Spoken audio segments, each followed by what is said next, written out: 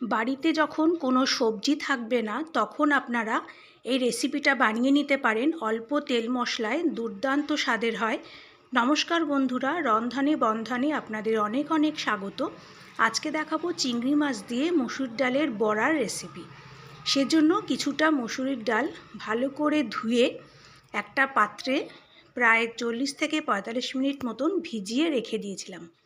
এবার এই ডালটাকে একটা মিক্সিং জারে নিয়ে জল ছাড়াই বেটে নেওয়ার চেষ্টা করবেন, তবে খুব অসুবিধে হলে 1 চামচ কি 2 চামচ জল দিতে পারেন।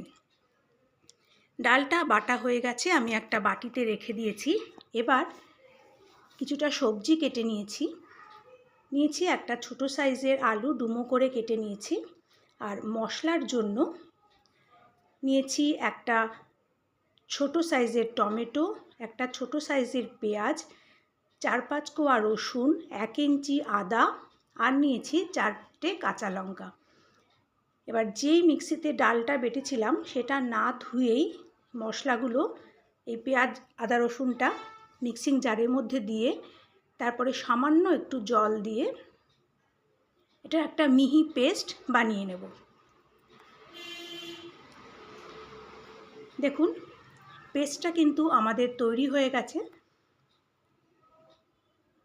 এবারে যে মসুর ডালটা বেটে রেখেছিলাম সেখানে অল্প একটু নুন আর সামান্য একটু চিনি দিলাম, দিয়ে এবার ডালটাকে খুব ভালো করে মেখে নিতে হবে। পেঁয়াজ কুচি বা কাঁচা লঙ্কা কুচি এর মধ্যে দিলাম না, তবে মসুর ডালের বড়া আমরা যেমন করে থাকি একটু বড় বড় সাইজের হয়, সেরকম করব না, বড়াগুলো একটু ছোট সাইজের করব। খুব ভালো করে নুন মিষ্টিটা ডাল বাটার সঙ্গে মেখে নিলাম। এবার কড়াইতে ঠিক 1 চামচ তেল দিয়েছি, তারপরে ছোট ছোট বড়ার আকারে কড়াইতে দিয়ে দেব। সব কটা বড়াই দেওয়া হয়ে গেছে। এবার মিডিয়াম ফ্লেমে বড়াগুলোকে একটা দিক ভেজে নেব। হাই ফ্লেমে ভাজবেন না, তাহলে বড়াগুলোর মাঝখানটা কাঁচা থেকে যাবে আর বাইরেটা পুড়ে যাবে। একটা দিক মোটামুটি হয়ে গেলে একটা চামচের সাহায্যে উল্টে দিলাম। উল্টে দিয়ে মিডিয়াম ফ্লেমেই অপর দিকটা একটু হালকা করে ভেজে নেব। এমনভাবে ভাজতে হবে যাতে ভেতরটাও সেদ্ধ হয়ে যায় আর বড়াগুলো বেশ হালকা করে বাইরেটা একটু ভাজা হয়ে যায়। এভাবে উল্টে পাল্টে বড়াগুলোকে মিডিয়াম ফ্লেমে বা কখনো মনে করলে লো টু মিডিয়াম ফ্লেমে রেখে বড়াগুলো ভেজে নেব। দেখুন বড়াগুলো কিন্তু সুন্দর একটা কালার এসে গেছে, বড়াগুলো ভাজা হয়ে গেছে। যেটুকু তেল দিয়েছিলাম পুরো তেলটাই লেগে গেছে। এবারে বড়াগুলো কড়াই থেকে তুলে নেব। তারপর কড়াইতে দিয়ে দিলাম আরও 1.5 চামচ তেল। তেলটা গরম হলে নুন হলুদ মাখিয়ে রাখা চিংড়ি মাছগুলো এবার তেলের মধ্যে দিয়ে দিলাম। আপনারা তো সবাই জানেন চিংড়ি মাছ বেশি ভাজলে শক্ত হয়ে যায়, তাই লো টু মিডিয়াম ফ্লেমে হালকা করে চিংড়ি মাছগুলোকে একটু ভেজে নেব। চিংড়ি মাছগুলো ভাজা হয়ে গেছে। এবার মাছগুলোকে তেল থেকে তুলে নিলাম। আর তেল দেব না, কড়াইতে যেটুকু তেল আছে তাতেই রান্নাটা হয়ে যাবে। এবার ওই তেলের মধ্যেই দিয়ে দিলাম 1/2 চামচ সাদা জিরে আর একটা তেজপাতা। লো ফ্লেমে তেজপাতা আর জিরেটাকে একটু ভেজে নিয়ে এবার ডুমো করে রাখা আলুটা দিয়ে দিলাম। আলুটাকেও একটু ভেজে নেব কিছুক্ষণ। তারপরে এই আলুর মধ্যে দিয়ে দেব 1/2 চামচ নুন আর 1/2 চামচ হলুদ গুঁড়ো। নুন আর হলুদ গুঁড়োটা দিয়ে মিডিয়াম ফ্লেমে আলুটাকে একটু হালকা করে ভেজে নেব, তবে খুব বেশি লাল করে ভাজবো না, মোটামুটি হালকা করে আলুটাকে ভেজে নিতে হবে। দেখুন আলুটা ভাজা হয়ে গেছে। এবারে যে টমেটো আর পেঁয়াজের পেস্টটা করে রেখেছিলাম সেটা দিয়ে দিলাম। পেস্টটা দিয়ে লো ফ্লেমে কিছুক্ষণ কষিয়ে নিতে হবে। আমার রেসিপিগুলো আপনাদের ভালো লাগলে চ্যানেলটাকে প্লিজ সাবস্ক্রাইব করে দেবেন, পাশে থাকা বেল আইকনটাও প্রেস করে দেবেন যাতে পরবর্তী রেসিপিগুলো আপলোড করলে তার নোটিফিকেশান সঙ্গে সঙ্গে আপনাদের কাছে পৌঁছে যায়। কিছুক্ষণ লো ফ্লেমে একটু সাঁতলে নিয়ে তারপর দিয়ে দিলাম 1/2 চামচ হলুদ গুঁড়ো, 1/2 চামচ ধনে গুঁড়ো, 1/2 চামচ জিরে গুঁড়ো আর সামান্য একটু চিনি। চিনিটা দিলে কিন্তু মিষ্টি হবে না, টেস্টের একটা ব্যালেন্স হবে।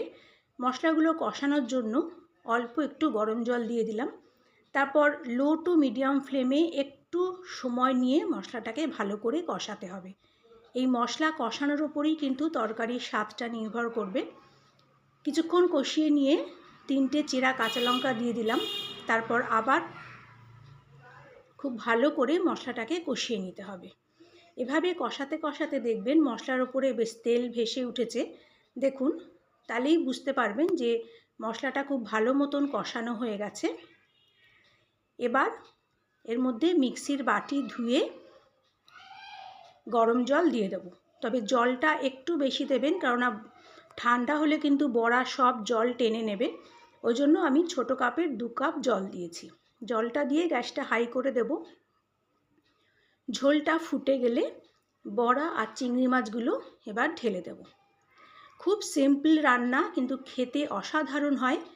তারপরে গ্যাসটাকে কমিয়ে 5 মিনিট ঢেকে রেখে দেব। 5 মিনিট পর এই ঢাকাটা খুলে নিলাম। এই সময় আপনারা নুনটা একটু চেক করে নেবেন। আর একদম শেষে দিয়ে দেব 1/2 চামচ গরম মশলার গুঁড়ো আর 1/2 চামচ ঘি। গরম মশলাটা খুব ভালো করে মিশিয়ে নিলেই আমাদের তরকারি একদম রেডি। এখন এতটা ঝোল দেখছেন, কিন্তু ঠান্ডা হলে একদমই কমে যাবে। এবার ঢাকা দিয়ে গ্যাসটা অফ করে 5 মিনিট স্ট্যান্ডিং টাইমে রাখবো, তারপর সার্ভ করে নেব। দেখুন, এখনই কিন্তু ঝোলটা অনেকটা ঘন হয়ে এসছে। এবার যত ঠান্ডা হবে ঝোলটা কিন্তু ততই ঘন হয়ে যাবে। এরকম একটা তরকারি থাকলে আর মাছ মাংসের কিছু দরকার হয় না, এতটাই টেস্টি হয়। একদম অল্প তেল মশলায় দারুণ সুস্বাদু একটি রান্না। দেখুন বড়াগুলো কতটা নরম হয়েছে। আশা করি আমার আজকের রেসিপিটি আপনাদের ভালো লেগেছে। পরের দিন আবার একটা নতুন রেসিপি নিয়ে চলে আসব। ততক্ষণ আপনারা ভালো থাকবেন, সুস্থ থাকবেন। নমস্কার।